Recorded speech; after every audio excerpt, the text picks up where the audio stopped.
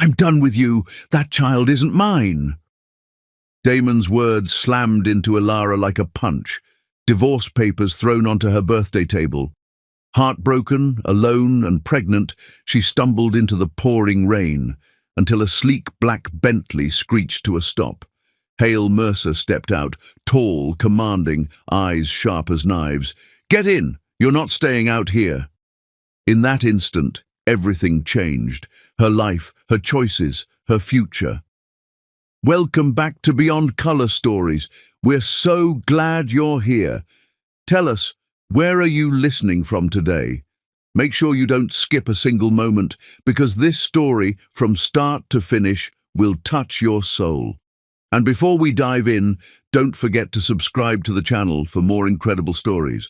All right, let's dive in. Rain lashed against the cobblestones, splattering in chaotic patterns that mirrored the turmoil twisting in Ilara's chest.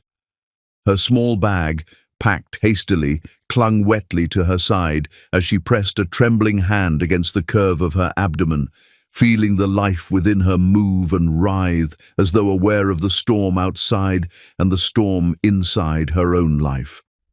She had walked out of her house moments ago, leaving behind the sound of the door slamming with a finality that still rang in her ears, the echo carving itself into her memory. Damon had thrown her out as if she were nothing, as if years of marriage were meaningless, as if a single whispered lie from Sienna, a lie designed to poison, to fracture, to destroy, was enough to convince him that she didn't deserve the life they had built. And on her birthday, no less, the day that should have been hers, he handed her divorce papers like a cruel gift wrapped in indifference. Ilara's stomach churned with disbelief, with anger, with an ache that was both physical and emotional, but she did not shout. She did not plead. She did not cry out. She had learned long ago that tears and words could be used against her, that pleading made her weaker in the eyes of men who never deserved her, and tonight she would not give Damon the satisfaction of watching her break. She stepped away from the doorway, each footfall on the slick pavement echoing like the beat of a heart that was learning to survive on its own. The rain soaked through the thin fabric of her coat, cold crawling beneath it like 1,000 tiny fingers, and yet, even as her legs threatened to buckle under exhaustion and the chill, she refused to stop. She refused to look back. Her mind raced, fragmented thoughts colliding violently. How could Damon believe Sienna so easily?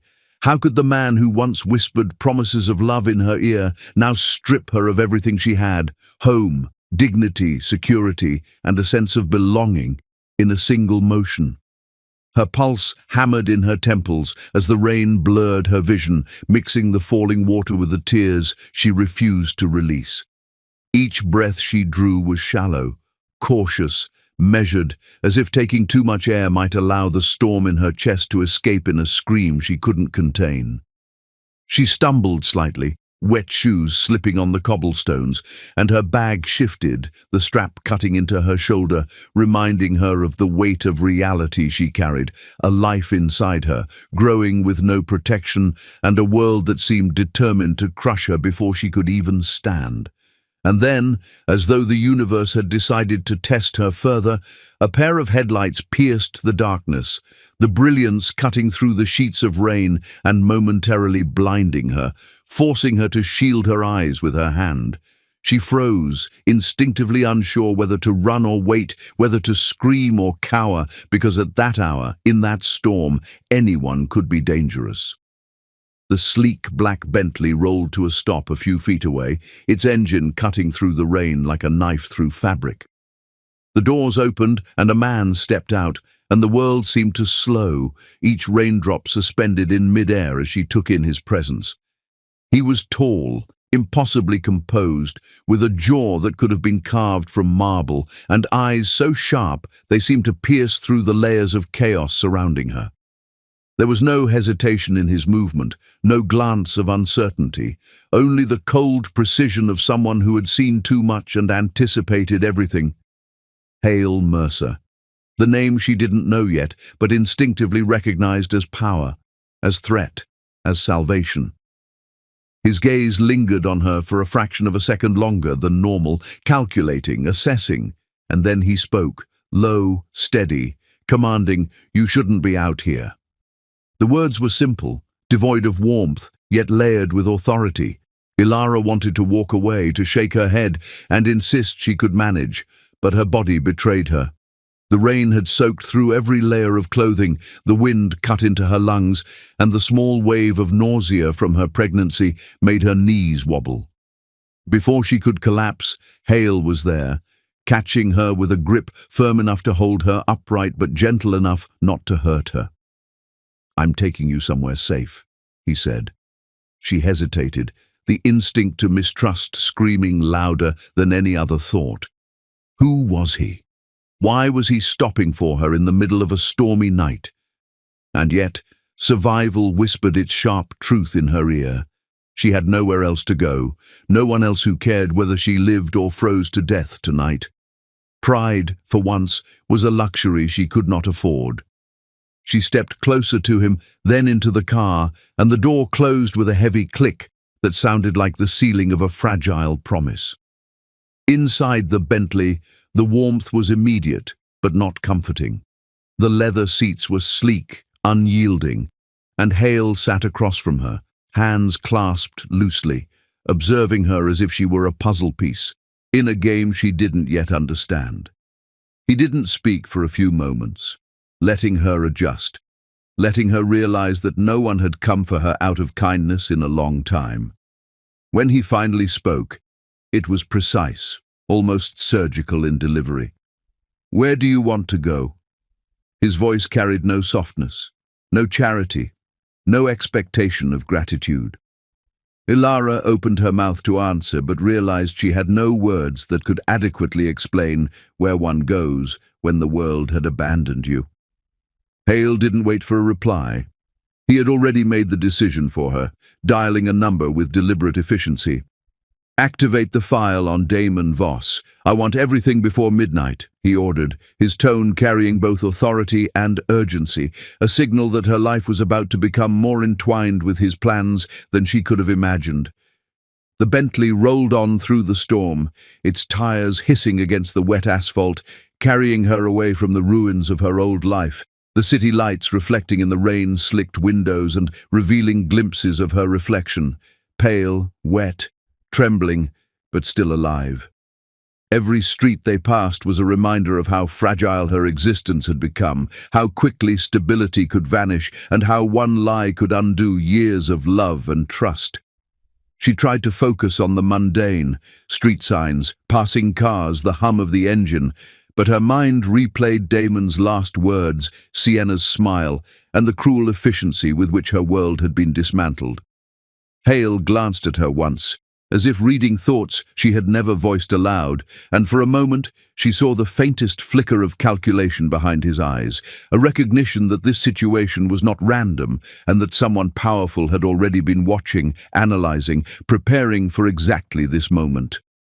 A shiver ran down her spine, not from the cold, but from the unnerving certainty that her life was about to change forever, though she had no idea whether that change would save her or break her further. The rain began to lighten, turning into a mist that clung to the glass of the car, yet the storm inside Ilara remained. Questions collided with fear. Who was Hale Mercer? Why had he stopped? How much did he know? And most importantly, could she trust him at all when every person she had relied on had betrayed her? As the Bentley turned into a side street, headlights reflecting off puddles like fractured mirrors, she realized she was holding her breath, not just from fear, but from the anticipation of what came next. And just when she thought the night could not become any stranger, Hale's low voice cut through her spiraling thoughts. "We're almost there. Once we arrive, nothing from tonight touches you again, unless you let it." Ilara's heart skipped, a tremor of hope mixing with dread.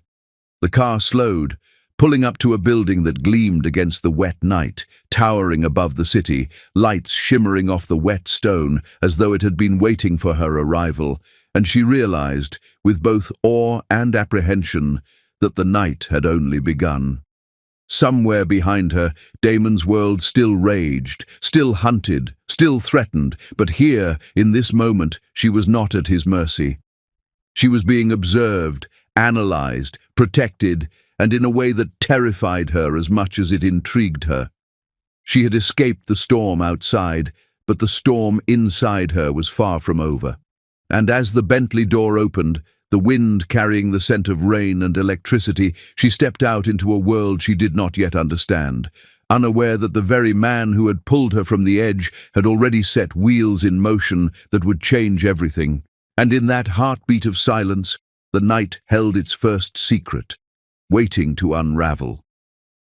Hale's gaze swept the penthouse as he entered, his fingers brushing over the folder he had brought with him, and he murmured to himself, "She belongs here. For now.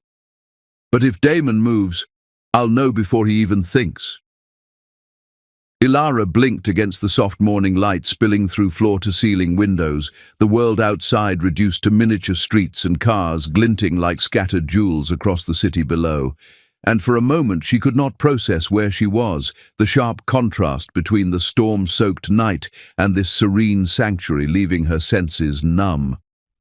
The penthouse itself was impossibly vast, all polished marble floors and high ceilings, walls lined with abstract art that felt deliberate, precise, expensive, and yet somehow cold, as if it existed less to comfort and more to observe. Hale Mercer stood near the window, arms crossed, jaw set, gaze fixed on her with a scrutiny that was almost scientific, and in that quiet, his presence was intimidating yet strangely commanding. He didn't flinch, didn't soften his posture when she stirred, didn't even offer the hollow politeness of a caretaker. He waited, silent but unyielding, as if her waking had been an event in his careful plan rather than an accident of circumstance. When her eyes finally focused, taking in his figure, his intensity hit her.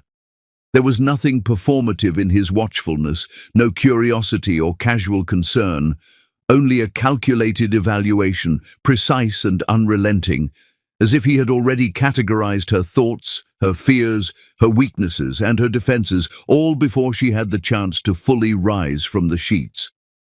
"Who put you in the street?" he asked finally, his voice low, even, and measured, but laced with the expectation of honesty. His gaze did not soften, did not plead, did not wait patiently. It demanded truth. Ilara's lips parted to dodge the question, to offer a vague murmur, but the words stuck in her throat because she knew instinctively that in his presence half-truths would only unravel faster than lies. Hale's eyes narrowed, and the slightest dip of his brow was enough to make her falter. "Don't insult my intelligence," he said, flat and final, cutting through her hesitation like a blade. Every instinct in her screamed to retreat, to curl inward, to protect herself, but the gentle weight of exhaustion forced her to speak, to confess the humiliation that had driven her into the rain. She told him everything. Damon's sudden cruelty, the poisoned lie Sienna had whispered about her unborn child, the birthday betrayal when the divorce papers were thrust into her hands like a declaration of worthlessness, the years of subtle emotional manipulation that had left her flinching at raised voices, apologizing when she shouldn't have, shrinking into corners to survive rather than living. Words that had never been voiced before poured out, some trembling, some jagged, some whispered like prayers, and for each revelation, Hale said nothing, his expression unreadable, a mask of control that unnerved her almost as much as the thought of Damon's betrayal. But within that silence there was a tension, razor-sharp, uncompromising. Every gesture, every syllable she uttered, every pause between words was observed, analyzed, stored. There was no pity in his eyes, no sudden softening, no misplaced sympathy, only clarity, focus, and a methodical understanding that made her chest tighten with the realization that he was seeing her, truly seeing her, in a way that no one ever had.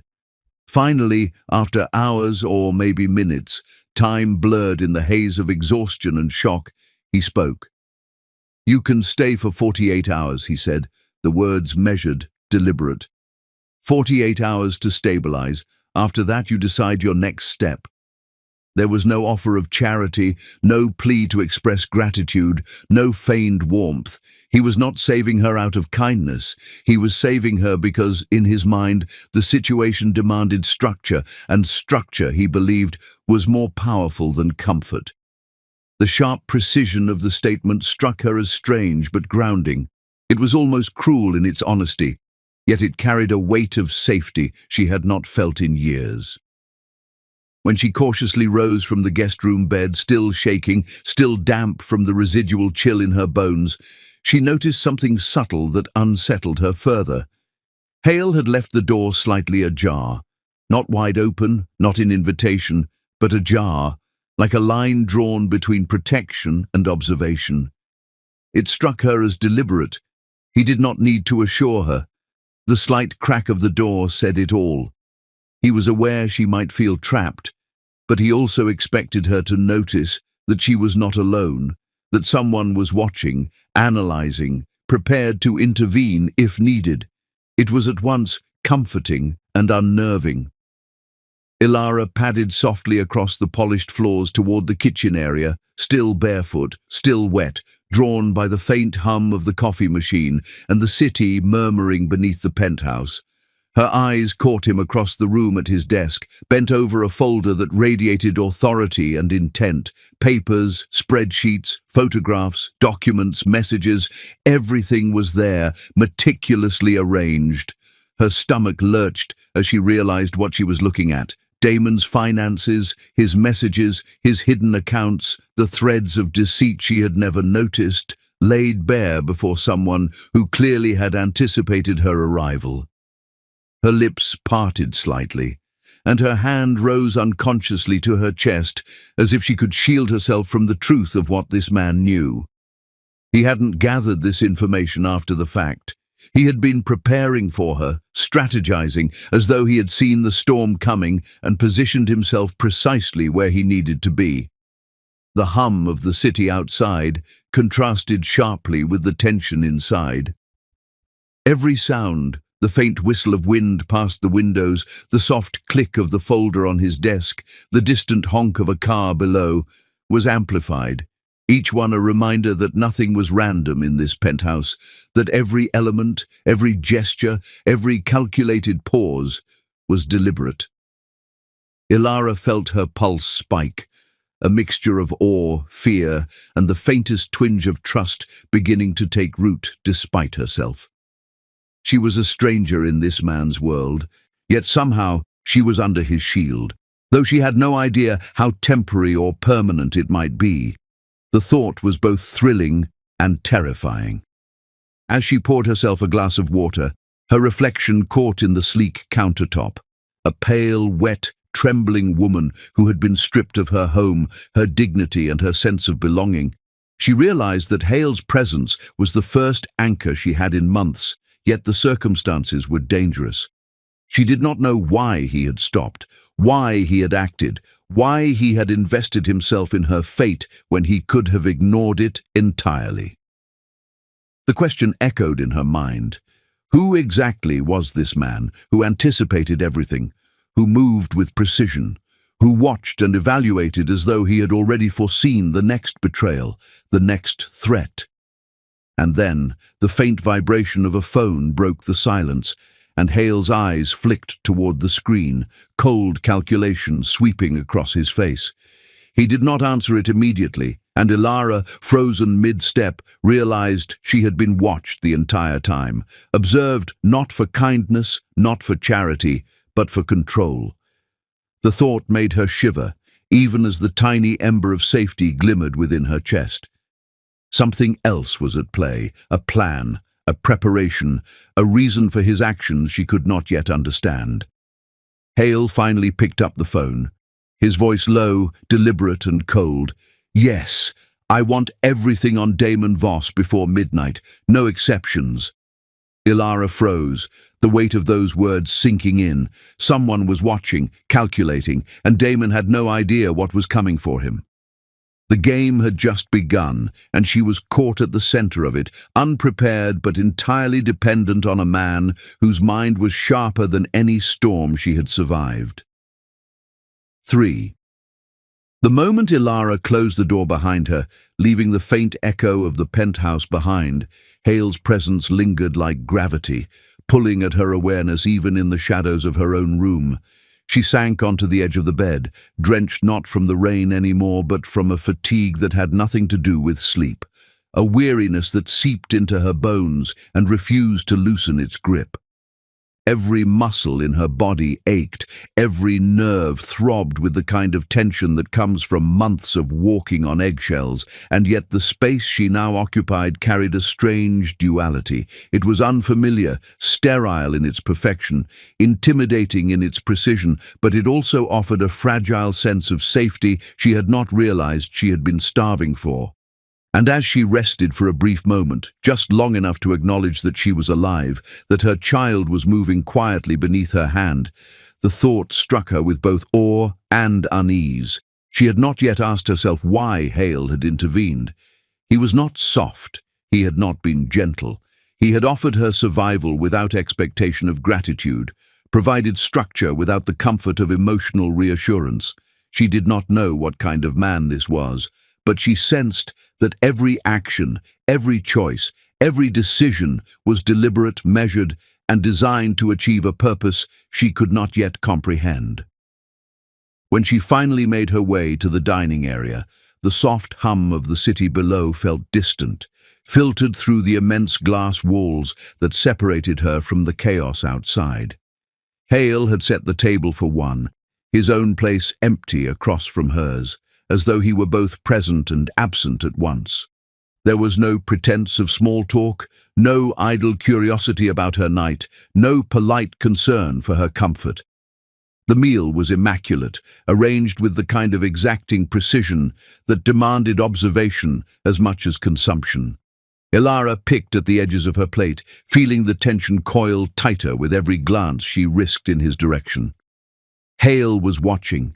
Not in a superficial way, not in a flirtatious or intrusive manner, but with the slow, unblinking scrutiny of someone who had dissected countless lives and behaviors and had learned to spot patterns invisible to the ordinary eye. He noticed everything.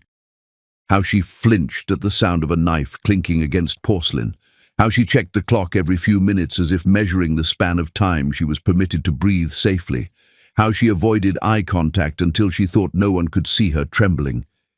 He did not intervene in her nervous habits, but he catalogued them, filing each gesture in a mental ledger that mapped the contours of her fear, her caution, her instinct to make herself smaller than she was. When he spoke, it was not a question, not a lecture, not even a comment meant to comfort. It was a statement, blunt and precise, a truth delivered without sugarcoating. Damon didn't just mistreat you, he rewired you. The words landed with the sharpness of a scalpel, cutting through layers of denial, self-protection, and exhaustion. Ilara's fork trembled in her hand, and she felt the sting of tears behind her eyelids, not from weakness, but from recognition. He was not pitying her. He was not assessing her like a fragile object. He was stating fact, and the clarity of it, brutal as it was, unlocked something in her that she had long forgotten. Acknowledgement of what had been done to her. The silent violence of being reshaped, not through force alone, but through subtle manipulation, control, and the relentless erasure of her confidence. Hale's voice carried no emotion, but his words resonated, and for the first time in months she found herself sitting straighter, aligning her posture not just in the chair, but with a small measure of internal resolve that had been dormant far too long. Yet the fragile steadiness was immediately tested. A clatter, her fork slipped and bounced against the plate, made her recoil sharply. The suddenness of the sound, magnified by her heightened nerves, sent a shiver up her spine and a wave of panic she could not suppress. Hale's jaw tightened subtly, imperceptibly to anyone but her, registering the precise source of her reaction. Not the noise itself, but the pattern behind it, the trauma accumulated over years of conditioned fear. Her flinch, her retreat, the way she froze in anticipation of reprimand or punishment, it all spoke to damage inflicted gradually, invisibly, yet more enduring than any single moment of violence could ever achieve. The revelation settled in his mind like a calculation, a mental note that required attention. She had been trained to shrink, to avoid, to apologize preemptively, and that behavior would require more than comfort to undo. It would demand strategy, patience, and the subtle insistence of presence that she could not ignore. After the meal, Hale excused himself silently, moving with the kind of efficiency that made every gesture seem consequential. He entered his office without looking back, leaving the door slightly ajar, as if signaling that he would return, but only when he was ready, only when she had adjusted enough to accept the reality of her new environment. The soft click of the door closing behind him was accompanied by the faint rustle of papers, the low hum of electronics, and then the sound of his voice, measured, icy, carrying the authority of someone who was not used to tolerating incompetence or deceit. "Keep digging. No man throws out his wife this abruptly unless he's hiding something bigger." His words were directed into the phone, each syllable deliberate, each phrase weighted with intention. There was no warmth, no suggestion of casual curiosity. This was command, order, strategy.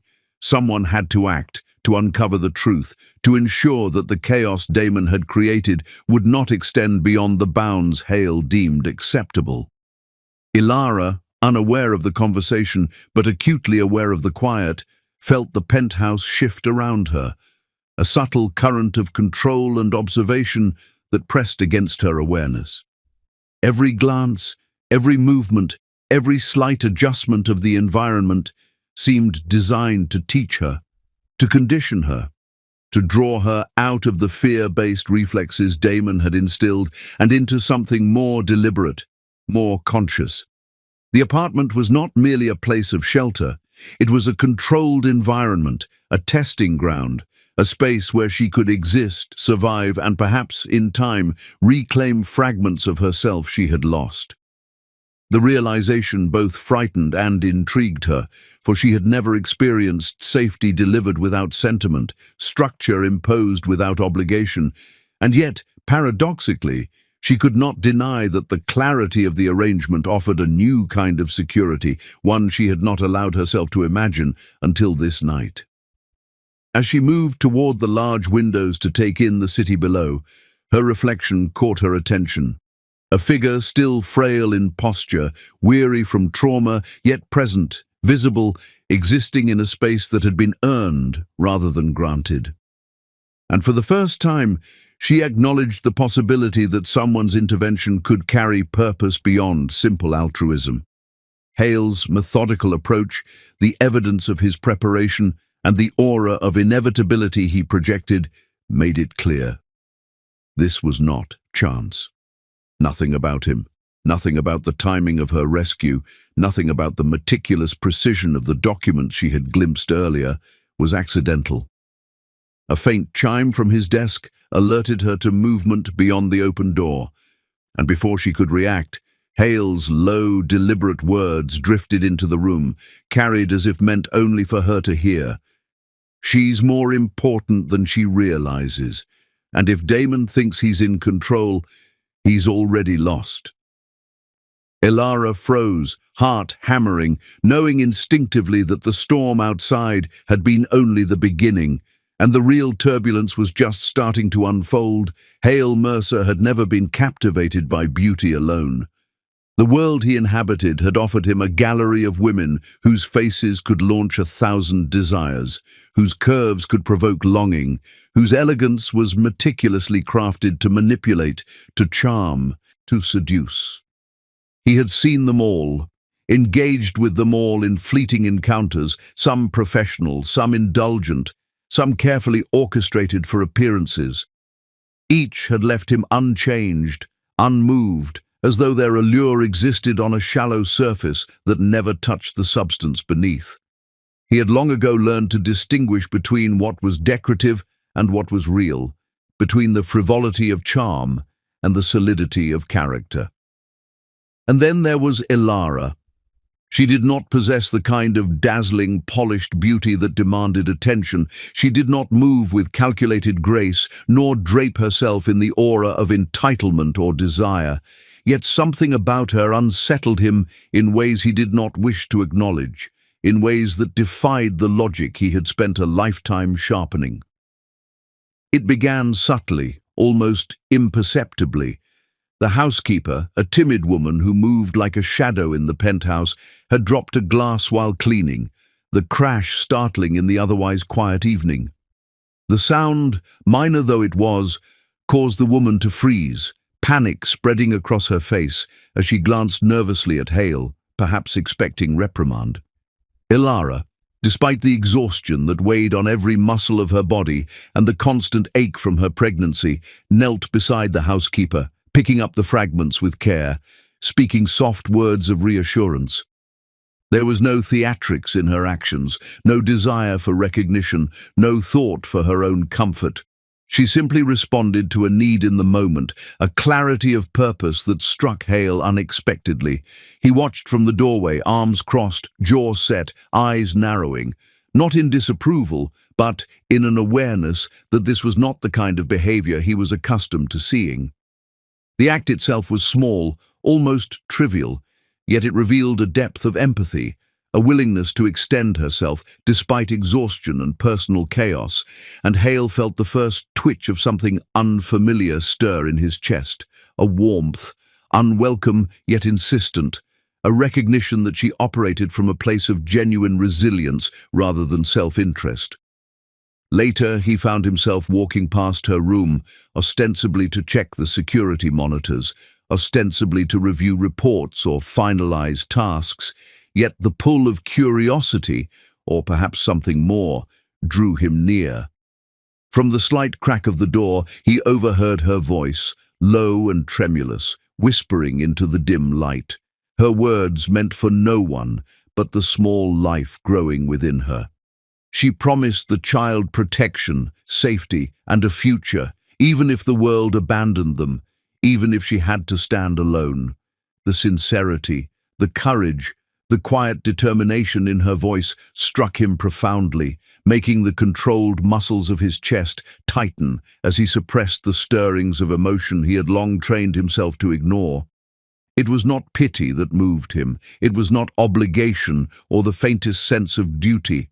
It was recognition of a rare, almost sacred strength, the kind that could endure pain and loss, yet still respond with care rather than bitterness, with gentleness rather than hardened walls.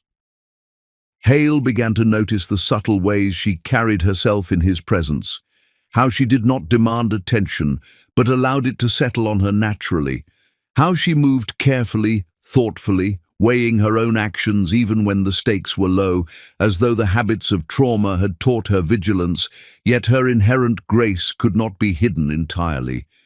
During meals, he found himself lingering longer than necessary at the table, watching her not as an analyst cataloguing behaviors or assessing vulnerabilities, but as someone unconsciously attempting to comprehend the gravity of her character.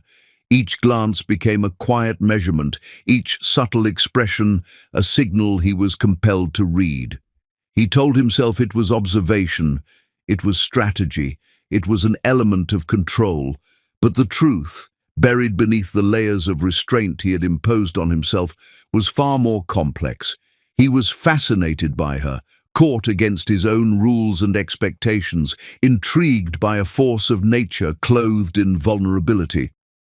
One evening, as they sat in near silence, the city lights casting fractured reflections across the polished surfaces of the penthouse, Hale caught himself staring longer than propriety or even awareness would allow. She noticed nothing, preoccupied with her own thoughts, tracing patterns on the table with her fingertips, lost in moments he could not intrude upon without violating boundaries. His chest tightened at the realization that he had lingered too long, that the pull of her presence was influencing him in ways he had not permitted himself to admit. Muttering under his breath, barely audible even to himself, he acknowledged the truth he had been denying. This is becoming a problem. The words lingered, cold and deliberate, yet loaded with an unspoken acknowledgement of the storm rising within him, the inexplicable urge to care, to protect, to watch over her beyond what reason or strategy could justify. Against every lesson he had ever learned about restraint, against every rule he had imposed on his heart to avoid entanglement, Hale found himself moving toward her room, toward the source of the quiet strength that had infiltrated his thoughts and unsettled the precision of his mind. He raised a hand to the door, hesitated for a fraction of a second, a pause that carried more than logic, more than calculation, and knocked softly. The sound echoed against the polished surfaces, minimal, unobtrusive, yet deliberate, and Ilara, startled by the sudden intrusion, glanced up from the faint glow of her desk lamp. Their eyes met, hers wide, uncertain, and his steady, calculating yet unguarded, as if the moment itself carried the weight of unspoken understanding. Hale's voice, low and controlled, yet carrying an unfamiliar warmth that surprised even him, broke the silence. "May I come in?" The words were measured, polite, yet heavy with intention, a bridge between the boundaries of professional observation and something far more personal, something that neither of them fully understood, yet both recognized. Ilara's heart thumped in a way that startled her, a mixture of fear, anticipation, and the faint glimmer of trust she had not known she was capable of feeling.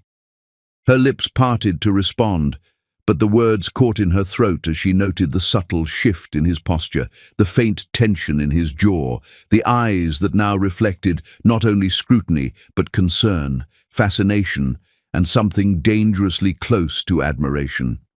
She nodded, small and cautious, and Hale entered, closing the gap between observation and presence, his steps deliberate, measured, commanding yet oddly deferential, as if the space he now occupied was simultaneously his domain and a territory he had no right to claim, but could not resist.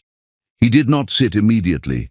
He remained standing, watching, waiting, the air between them thick with an unspoken understanding that something had changed, that the calculation of control had become entangled with something far less predictable.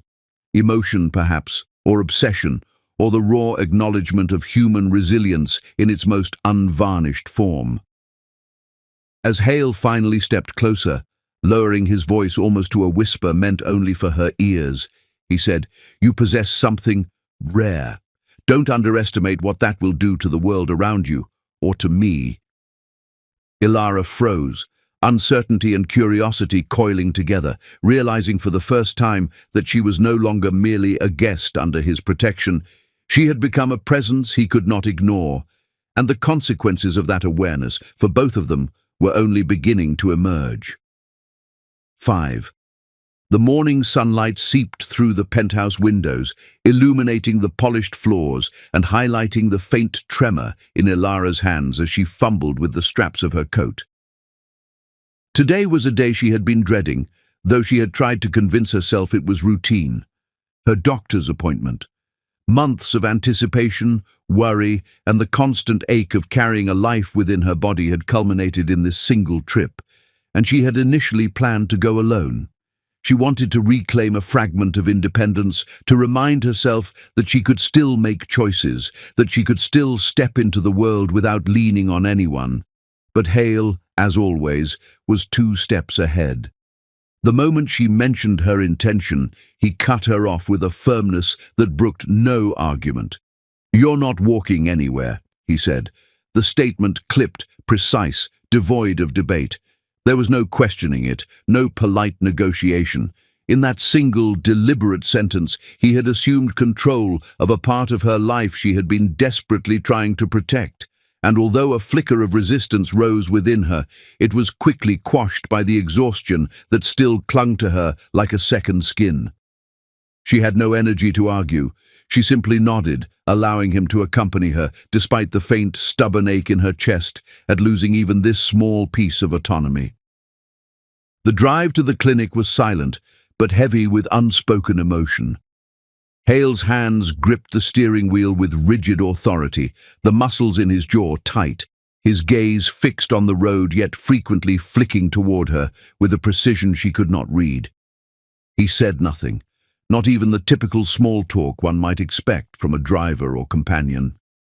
His silence was deliberate, suffused with a tension that radiated into the car like a living thing. She stole glances at him, noting the lines of concentration, the subtle clench of his fists, the faint twitch of an eyebrow as he observed her from the corner of his vision. There was a dissonance in his presence, a combination of protection and restraint, awareness and distance, that unsettled her, even as it made her pulse quicken. When they entered the examination room, Hale remained stiffly in the chair beside her, arms folded, back rigid, as though the clinical sterility of the environment offended him on some fundamental level. He did not fidget, did not glance at his phone, did not retreat into habitual distraction.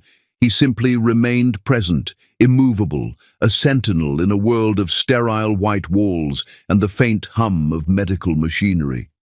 His eyes occasionally flicked toward her, registering the tension in her shoulders, the way she tucked a strand of hair behind her ear, the subtle tremor in her hands that she tried to hide beneath the folds of her coat. He observed without commentary, and yet his mere presence exerted a quiet, pressing influence, a gravitational pull she could neither resist nor fully comprehend. Then the nurse activated the monitor, and the room filled with the rhythmic, almost musical, thumping of the baby's heartbeat.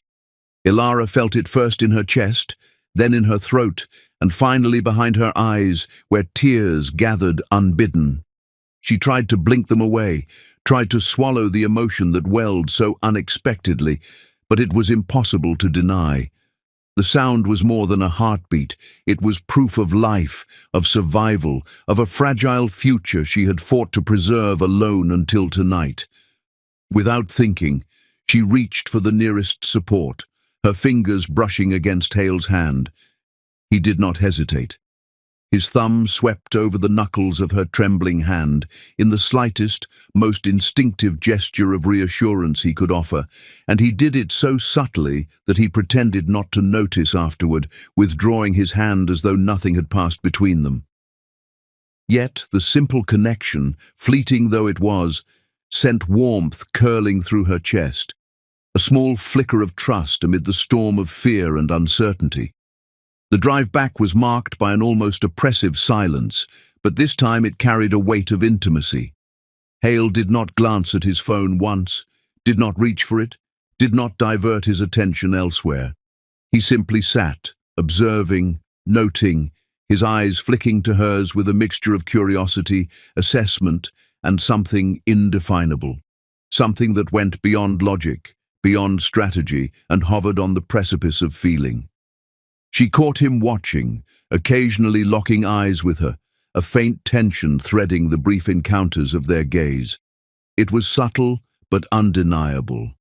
Her chest tightened each time, a quiet flutter of something she had not allowed herself to recognize in years, attention, and perhaps the first hint of admiration. Later that evening, the penthouse felt warmer, softer somehow, as Hale entered with a tray carrying a cup of milk, steam curling gently above the rim. He set it down beside her, standing awkwardly as though the simple act of offering comfort required negotiation with every muscle in his body. "Helps with sleep," he muttered. The words clipped, almost clinical, as if the explanation was sufficient to mask any personal intention. Ilara glanced at him, the faintest smile tugging at her lips, a smile so rare, so honest, that it had not appeared since the night he first brought her here. Hale, ever precise, looked away quickly, jaw tight, eyes shifting toward the city lights streaming through the windows as though he could not bear to confront the impact her happiness had on him. He told himself it was irrelevant, a lapse in focus, a transient distraction, yet the truth gnawed quietly. He did not understand why the simplicity of her smile unsettled him so thoroughly. The fragile domesticity of the moment shattered abruptly when her phone illuminated, casting a pale glow across her lap. Damon's name flashed, a number she had long since attempted to ignore, yet now appeared with clarity, restored no less by Hale's silent intervention. The tension in the room shifted, immediate and electric. Ilara froze, fingers hovering above the screen, her heartbeat quickening, the memory of betrayal and humiliation rising like a wave from the depths of her psyche. She knew, even before she looked at Hale, that the moment demanded a choice, a confrontation she had not wanted, yet could not avoid. Hale, standing rigidly nearby, did not reach to snatch the phone or attempt to shield her from the intrusion. Instead, his voice, calm yet absolute, cut through the tension with the precision of a scalpel. "Answer it." There was no room for debate, no trace of suggestion. The statement carried authority, certainty, and a subtle challenge wrapped in the ice of command. Ilara's fingers trembled as she lifted the phone, her mind racing, and she realized in that instant that she was no longer navigating the world alone. Hale's presence, his insistence, his unwavering support, even in something as simple as answering a phone call, was a tether, fragile yet powerful, anchoring her amid the storm of her life. For a long moment, she hesitated, gazing at the screen, the letters forming a name that had once meant safety and now only signified danger. Hale's eyes met hers, steady, unyielding, a silent signal that he would not allow her to falter, would not permit Damon's shadow to intimidate or manipulate her again. And in that charged silence, Ilara understood something she had not allowed herself to admit. She was no longer the same woman who had been thrown into the rain, abandoned and humiliated. She had an ally, relentless, calculating, unyielding, and the first spark of something deeper, something irrevocably human, flickered between them, fragile but undeniable.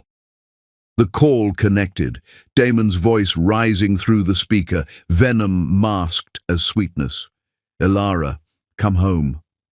She froze, heart pounding as Hale's hand brushed against hers, steady, unyielding, a silent warning, and she knew instantly that the confrontation she feared was only just beginning.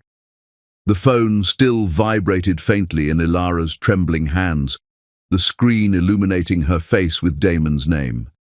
A cruel reminder of the life she had been forced to leave behind. The moment the call connected, his voice came through, smooth, velvety, laced with insidious charm and the faintest whisper of urgency, as if he had rehearsed every syllable to sound concerned and genuine. "Ilara, come home," he said, his tone soft, coaxing, as though it were possible to erase years of betrayal with a single well-placed phrase. But the instant those words reached her ears, a flash of fear surged through her chest, primal and sharp, the memory of his betrayal and the sting of his cruelty still raw. Hale, standing slightly behind her, observed with an intensity that made the air between them taut. His body remained rigid, controlled, yet every fiber of his being tuned to her response, every micro-expression passing across her face catalogued and interpreted. He noticed immediately that she did not hesitate, did not linger in doubt, did not even flinch toward longing. She was frightened, yes, but she was not tempted. Her eyes darted nervously, lips pressed tightly together, but there was no longing there, only instinctive, survival-driven caution. That knowledge settled in Hale's mind with a quiet certainty. Damon's words were not reaching her heart. They were attempting to manipulate her mind, to exploit her vulnerability, and she would not allow it, especially not here, not under his watch. Damon's voice, at first coated in sugar, gradually shifted into insistence, the sweetness giving way to pressure, the pressure sliding into thinly veiled anger. "Ilara, you don't understand. I'm only trying to fix things. I know I've made mistakes, but we can work this out. You belong with me. We belong together. Don't throw this away." His words were carefully crafted, like a predator testing the waters, measuring her response, gauging her fear. But Hale's eyes narrowed as he listened, each word a lie, each pause a deliberate attempt to manipulate. He already knew the truth, had dissected it with clinical precision over the past days. Damon was drowning, financially, legally, morally. He was entangled in debts, fraudulent dealings, and schemes that would collapse around him if exposed. He had not called out of love or regret. He had called out of desperation, calculating that Ilara's presence, her resources, her legal protections were the last lifeline he could exploit. Hale stepped forward, his movement deliberate, silent, commanding without a single unnecessary gesture. His hand closed around the phone, lifting it from Ilara with a fluid motion that was both protective and possessive. Damon's voice cut off mid-sentence, confusion and irritation creeping into his tone, and Hale's voice, deep and steady, resonated through the receiver like steel. "She's safe, and she's not returning." There was no room for argument, no possibility for negotiation. Every word carried authority, finality, and an unspoken promise of retribution should Damon attempt to overstep. The shift in Damon's demeanor was immediate. The honeyed tone evaporated, replaced by venom and disbelief. "What do you mean she's not returning? Where are you? You think you can—" His threats began to pile, a chaotic mixture of rage, entitlement, and panic, unraveling the careful facade he had maintained for so long. But Hale did not flinch. His jaw tightened, his grip on the phone firm, eyes cold and unyielding. "I know what you've done," he stated calmly, deliberately, each word a hammer striking a fault line. "I know about the debts, the manipulations, the lies. You do not touch her again. You will not coerce her, intimidate her, or endanger her in any way. If you do, there will be consequences you cannot survive."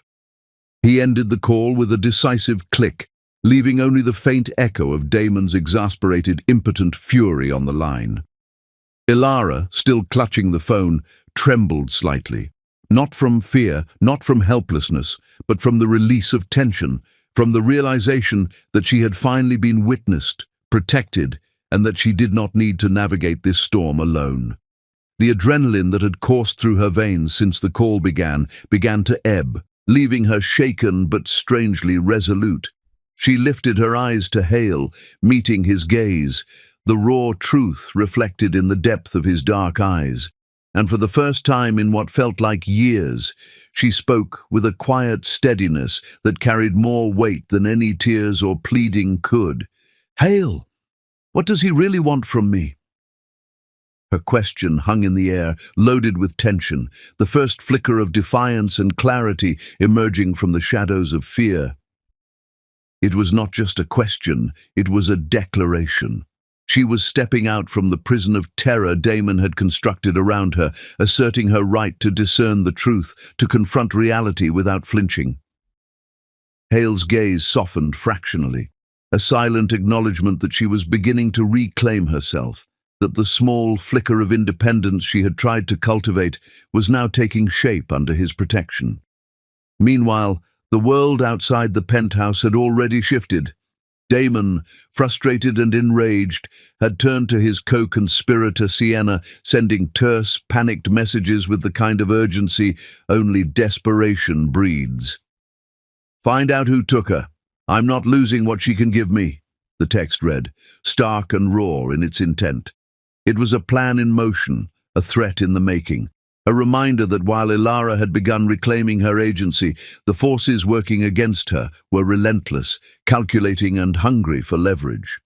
Hale's mind catalogued each possibility, each potential threat, each subtle vulnerability in their adversary's strategy. He did not speak yet, but the tension in his posture, the tightening of his jaw, the alertness in his eyes, all conveyed an unspoken readiness. Damon would not find her easy prey, and Hale Mercer would ensure it.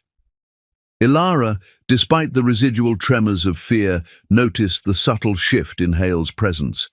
There was no longer just observation, no longer just control. There was a promise beneath it, a silent, powerful assurance that she was seen, valued, protected. And in that moment, amid the residual echoes of Damon's threats and the hum of city life far below the penthouse, a quiet resolve settled within her. She was no longer the woman who had been abandoned in the rain, no longer the silent victim of another's schemes. She had agency, and for the first time in months, she understood that survival could coexist with hope. Hale set the phone down, eyes locking with hers, voice low but laced with steel. "This isn't over. He'll try again, and when he does, we'll be ready."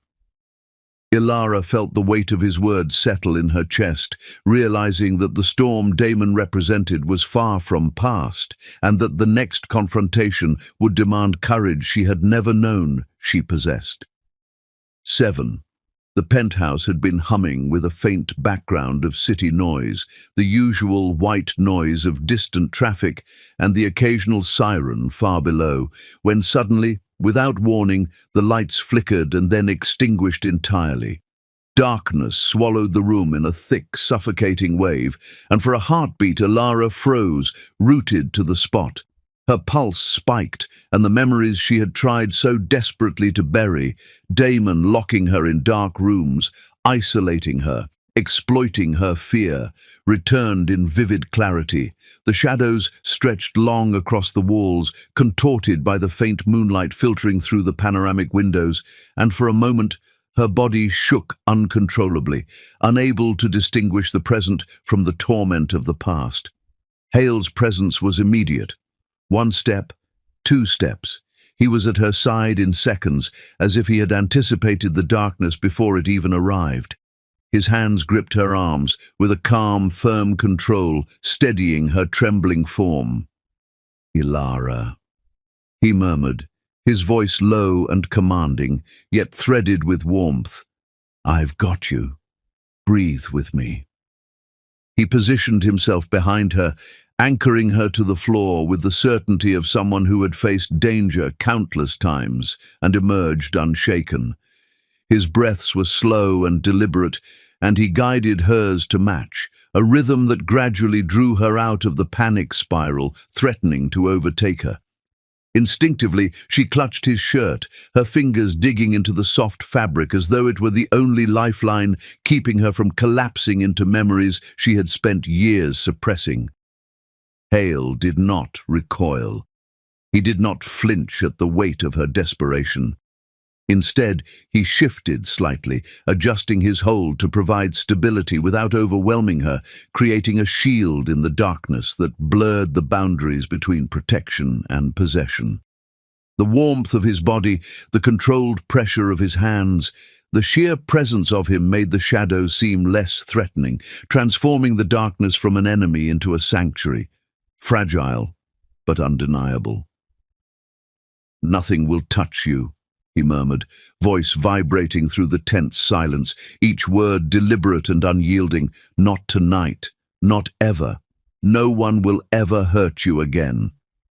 The conviction in his tone resonated with her, seeped into her chest, and a shiver of relief ran down her spine. Ilara's hands, still clinging to him, trembled less now, and she whispered, almost breathless, You make me feel safe." The words were small, vulnerable, yet they struck Hale with an intensity he had not anticipated. They were not a plea, not a demand. They were a confession, a surrender, a bridge from fear to trust, and it rattled him in ways he had carefully avoided allowing himself to feel. For a moment, the world contracted to the space between them, the electricity in the air thick enough to taste. His hand lifted tentatively, brushing a strand of hair from her damp forehead, fingers lingering longer than strictly necessary. He fought the urge to close the small gap between them, to let the tension that had been coiling silently for days finally erupt. There was an almost unbearable heat in his chest, an unspoken dangerous pull that he recognized but resisted. Every instinct screamed to bridge the distance, to feel the warmth of her lips, to inhale the scent of her presence fully. But he maintained restraint, because protection did not include indulgence in desire when danger lurked too close. The stillness, heavy and intimate, shattered abruptly. Hale's phone buzzed sharply, the vibration against the hard surface echoing in the darkened penthouse. His eyes snapped to it, calculating, instinctual. The screen displayed the alert from security. Damon was downstairs in the lobby, demanding immediate access. Hale's jaw tightened, the controlled heat in his chest freezing into icy focus. The predator he had glimpsed in Damon's calls now materialized in the real world, and the controlled calm he had cultivated over weeks crystallized into immediate, actionable strategy. Ilara, still clinging to him, felt the shift instantly. The warmth that had cocooned her moments ago now mingled with a sudden, palpable tension, a reminder that the darkness around them was no longer just metaphorical. It represented real, immediate danger. Hale's hands did not leave her. Instead, he subtly shifted his weight, positioning himself between her and the unseen threat below, a shield manifest in human form. He whispered, voice low and deliberate, "Stay behind me, don't move." His words, though brief, carried layers of command, reassurance, and urgency, and Ilara obeyed instinctively, her body pressed close to his, anchored in trust. The darkness seemed to thicken around them, stretching the moment taut, elongating the seconds into an eternity. Every sound, the distant hum of elevators, the faint clatter of a metal door in the building, the rush of wind against the windows, registered as potential threats.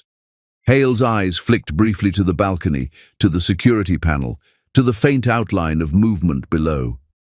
He catalogued everything silently, efficiently, leaving no room for error.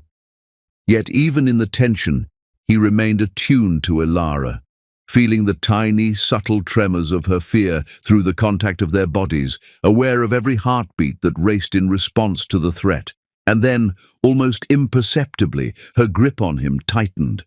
She leaned forward, pressing her forehead against his chest in a gesture that was not just fear, but need, a human acknowledgement that she was no longer willing to face danger alone.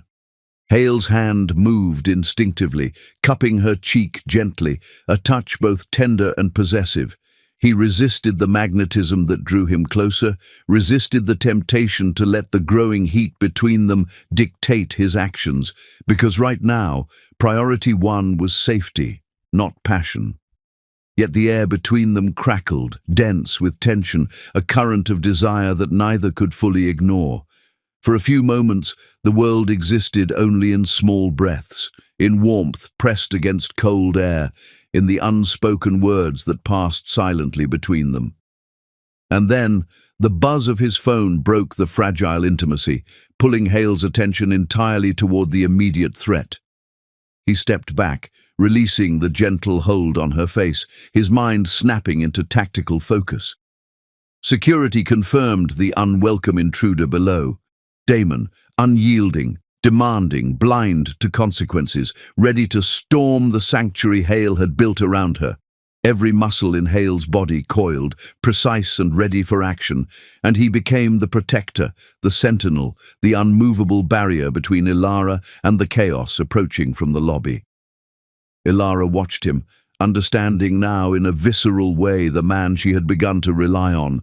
He was not merely a savior in moments of danger, he was a force of nature, calculated, decisive, unyielding. And despite the storm of fear and threat around them, a tiny seed of something else took root in her chest. A flicker of trust, a sliver of hope, and the first undeniable spark that she was no longer alone in the world. Hale's voice, low and commanding, barely above a whisper but charged with authority, cut through the darkness. "Damon is here. You stay behind me, and you don't look down." Ilara's heart lurched as the first sounds of chaos, shouts, the echo of footsteps, the metallic click of the lobby door, rose from below. The night had shifted, and nothing would ever be the same again. Hale descended the staircase with deliberate calm, each step measured, controlled, exuding a quiet authority that seemed to bend the very air of the penthouse lobby around him. The lights flickered briefly, a reminder of the recent power outage, and the shadows cast by the towering windows made the space look both vast and vulnerable. He spotted Damon instantly, standing at the reception with an expression oscillating between fury and disbelief, his posture rigid, his hands clenching, as if he could physically will Ilara back to him. Hale's eyes did not waver, did not betray emotion, but internally, each microsecond was analyzed, calculated.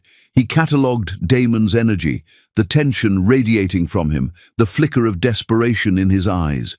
He could smell it, almost taste the panic hidden beneath Damon's practiced veneer. Damon's voice cut through the quiet lobby like a blade, sharp and confident at first. "You think you can just take her? You think she belongs to you?" His words were venomous, loaded with the entitlement of a man accustomed to control, but Hale remained silent, allowing the fury to build in Damon before striking. He let Damon continue to spill his rehearsed lines of rage and ownership, exposing himself to scrutiny. Every syllable was catalogued, the emphasis, the hesitation, the false bravado. Hale's gaze never left him, cold, calculating, sharp as a scalpel. Then, with a fluid movement that was both subtle and devastating, Hale opened the folder he had carried. The heavy leather-bound folder fell onto the security desk with a resonant thud, the sound echoing off the marble floors and drawing every eye in the lobby. Damon's head snapped toward it, and Hale allowed a slow, deliberate pause before sliding it forward so that the contents spilled slightly, exposing their substance. Inside were stacks of evidence, meticulously compiled over hours, maybe days, before this confrontation. There were bank statements highlighting fraudulent withdrawals, offshore accounts hidden in shell companies, forged contracts, and a trail of messages between Damon and Sienna orchestrating the manipulation of Ilara. Each page, each line, each document was a calculated blow to Damon's facade, a revelation of his greed and duplicity. Damon's lips moved, forming threats and bluffs that he likely thought would intimidate Hale. "You think this paperwork means anything? I can destroy you." But Hale did not flinch. He did not respond with words. Instead, he extended a hand to the security officer standing nearby and presented a pre-signed legal order explicitly stating that Damon was trespassing. It was an immovable barrier, a prepared trap that left no room for argument or negotiation. The precision of it, the foresight, the cold, methodical control made Damon's anger falter for the first time in years. He realized that every move he had made, every calculated intimidation, had been anticipated. Hale had been several steps ahead before Damon even arrived. The air was taut, electrified with confrontation. Damon tried to regain composure, attempted one last bluff, gesturing at the folder, spitting threats and challenges. "You'll regret this. You can't protect her forever." Hale's response was simple, unyielding, and delivered with a calm that made the words strike like iron. "She's not yours to take. You are done here. Leave." Damon's body trembled with fury and frustration, his carefully maintained mask cracking, and the security team moved in, escorting him out of the building. Each step Damon took away from the penthouse felt like a fracture of his dominance, a collapse of the control he had wielded over Ilara for so long. Hale, however, did not linger to gloat. There was no satisfaction in witnessing Damon's defeat. There was only the pressing awareness of Ilara's presence, the fragile and delicate nature of the woman whose safety he had guaranteed. He ascended the staircase back to the penthouse with steady purpose, aware that her eyes would follow every movement, that her breath might hitch with uncertainty, that she might fear he would now, after the storm passed, retreat into the cold fortress of his personality. Ilara stood, frozen, hands clasped tightly in front of her, chest heaving slightly, the remnants of fear mingling with relief. She looked up as Hale entered the room, and for a moment, the vastness of the penthouse seemed to shrink around the magnetic pull between them. Hale's gaze softened only marginally, but enough for her to notice the faint shift from calculated guardian to something more attentive, more present, more human. Without hesitation, he closed the distance between them, careful not to startle, careful to convey both control and gentleness. His hand reached out, cupping her jaw with a surprising tenderness that contrasted with the ruthless precision he had just displayed downstairs. The pressure of his palm was deliberate, grounding, anchoring her to him, sending a silent message that she was no longer vulnerable, that she could breathe again. He leaned slightly closer, the faint scent of his cologne mixing with the warm air, creating an intimacy that was electric, yet restrained. "You're staying here," Hale said, voice low, deliberate, unwavering. Each word was infused with intent, a promise that was neither romantic fluff nor superficial comfort. It was an assertion of reality, a statement of fact that he would not abandon her, not now, not ever. "I don't want you anywhere else." The admission hit harder than any confession of love because it was not colored with infatuation or desire. It was real, measured, and entirely grounded in his awareness of her worth, her vulnerability, and her resilience. Hale's eyes searched hers, seeking recognition, acceptance, and perhaps a subtle acknowledgement of the bond that had developed in mere days but carried the weight of months of danger, protection, and mutual understanding. Ilara's breath hitched, and for the first time she felt seen, not as property, not as a pawn, but as a human being who mattered. The warmth of his gaze, the firm weight of his hand, and the unspoken promise embedded in his words coiled together into a quiet revelation. She had a protector, a guardian, and perhaps something more, though neither dared name it aloud yet. Hale's thumb brushed along her cheekbone, gentle, almost hesitant, betraying the slightest crack in his armor of restraint. "I don't know how to let you go," he whispered, the words falling into the charged silence between them, like a confession and a threat combined. It was the kind of statement that could ignite hope, fear, and desire all at once. Ilara's eyes met his, searching, questioning, but finding only truth and restraint, and the weight of it pressed into her chest, filling the space with tension that was both frightening and intoxicating. Just as the quiet seemed to settle, Hale's phone buzzed again, a subtle vibration against the sleek surface of the desk. He glanced at it, frowning, and the single word flashing on the screen made Ilara's stomach drop. "Sienna. Urgent. Ilara." The message was brief, threatening, and ambiguous, a stark reminder that while Damon had been removed, the storm surrounding her life was far from over, and the next confrontation would demand courage, strategy, and perhaps sacrifices neither of them were ready to face. The first tendrils of sunlight crept over the horizon, painting the city in soft gold and rose hues, reflecting off the glass towers that seemed to stretch endlessly into the morning sky. Hale led Ilara silently through the penthouse, past the familiar corridors that had, over the past days, transformed from intimidating spaces into something that felt like cautious sanctuary. He didn't speak until they reached the rooftop terrace, a space open to the vast skyline, the wind carrying a gentle chill that teased at the edges of her hair. The city spread beneath them like a living organism, awake and radiant, and for a moment the only sound was the faint whisper of wind brushing past. Ilara paused at the edge, her fingers gripping the railing, her chest rising with cautious breaths. The events of the past nights pressed against her mind, the fear, the darkness, the unexpected safety, and the raw, magnetic pull she felt toward Hale. She turned slightly, meeting his gaze, and in that quiet, golden moment, the vulnerability in her eyes was palpable. but so was something else. A nascent strength. A will to choose for herself rather than be moved by circumstance. Hale watched her, his sharp, calculating gaze softened by the warmth that had begun to take root in his chest, the one he had tried to deny but could no longer ignore. "Ilara," he began, voice low, steady, the same controlled tone he used in boardrooms and board meetings, a tone that carried absolute honesty. "I don't know when it began. The moment I saw you, I thought I was only helping someone in need, protecting her. But now, I see that you've changed something in me."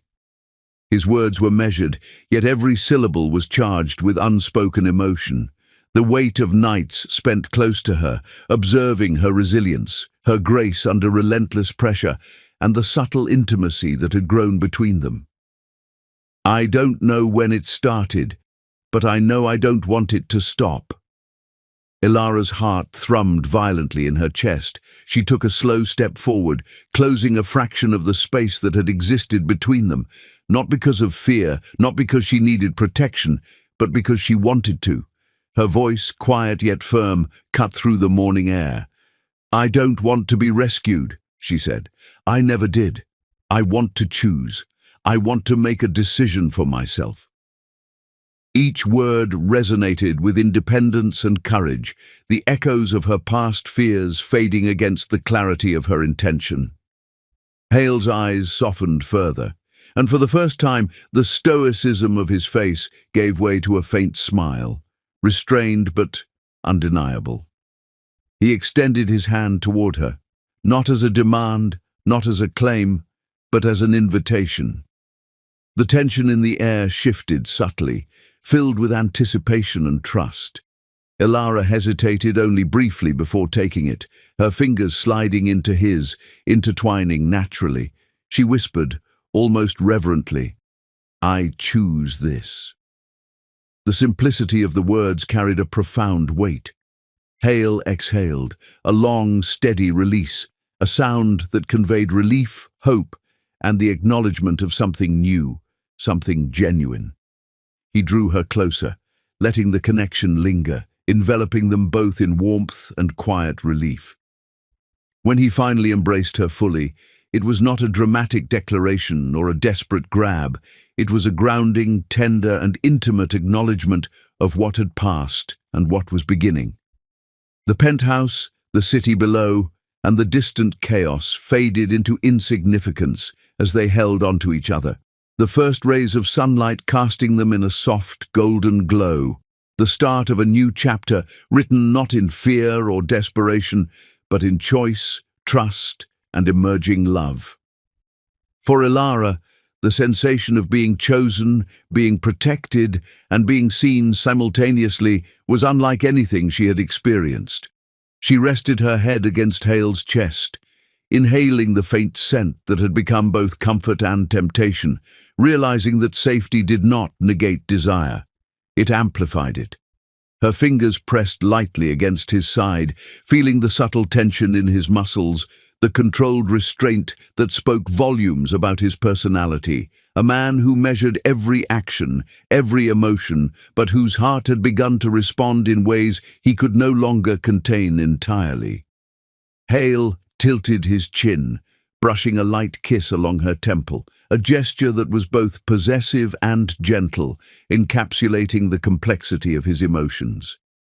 "You've changed the way I see everything," he admitted quietly, the words almost lost to the wind, but resonating with profound truth. "You've reminded me that there's more to life than control, more than deals, more than power, and I need to keep you in this life, not because of duty, not because of fear, but because of what you are." Ilara lifted her gaze, her eyes meeting his. She saw the honesty reflected there, the careful restraint, the undeniable pull that had built between them. The fear that had once dominated her being was now replaced with clarity and courage. "I trust you," she said softly. "Not because I have to, not because I can't choose anything else. I trust you because I want to." The words were small but deliberate, a declaration that resonated with authority over her own life, and the tension in Hale's chest eased slightly, though not completely. There was still restraint, but now tempered with profound satisfaction. They lingered in that moment, the city stretching beneath them like a living canvas filled with potential, danger, and opportunity. The air was filled with unspoken questions. What would come next? Could they truly trust the world outside? But for now, they existed in a bubble of mutual understanding, mutual choice, and mutual acknowledgement of what they had endured and survived together. And then, the sudden vibration of Hale's phone cut through the morning calm, sharp and insistent. He glanced at the screen, frowning, the subtle tension returning as he read the message from his assistant. "Sir, Sienna is requesting an urgent meeting. She says it's about Ilara and Damon."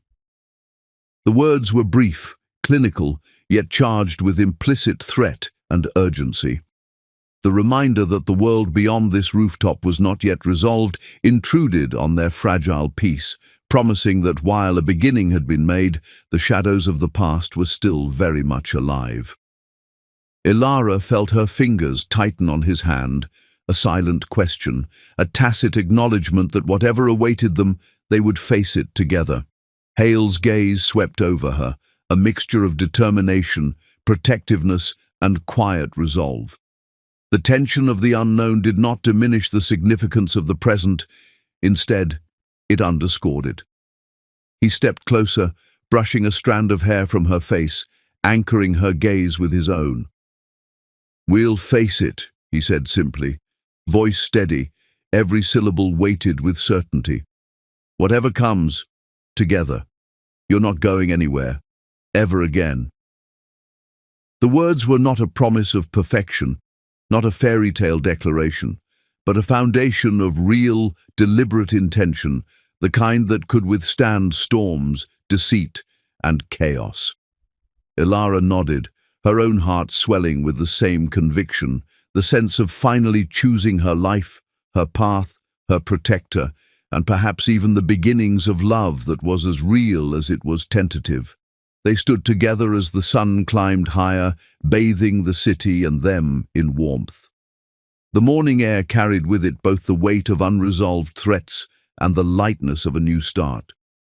For the first time in years, Ilara felt truly free, not from danger, not from the past, but free to choose, free to trust, and free to step forward into a life that was entirely her own, hand in hand with a man who had become her anchor, her shield, and slowly, something far deeper. Hale's thumb brushed over her knuckles as he looked at the horizon, his voice low but edged with steel. "Sienna thinks she can come between us, but she doesn't know who she's dealing with." Ilara's breath caught at the implication, and even in the quiet morning, a pulse of tension promised that their story was just beginning, not in fear, but in strength, choice, and defiance of the chaos that had once ruled their lives. And that's the end of today's story. Ilara's journey reminds us that even in the darkest moments, strength, choice, and love can change everything. If this story touched your heart, make sure to like, share, and subscribe to Beyond Color Stories so you never miss another unforgettable tale. Thank you for joining us. Until next time, remember, every ending can be the beginning of something beautiful.